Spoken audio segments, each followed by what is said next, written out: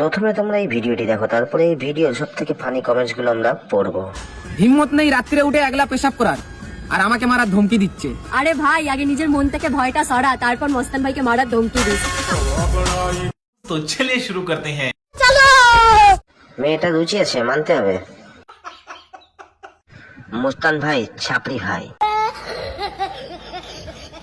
ভাই তোর ঘরে আয়না আছে? শোনো, তুমি কোথাকার মুস্তান? বাবা আমার খুব ভয় লেগেছে। তোকে গাল দিলে কি আমার পাপ হবে?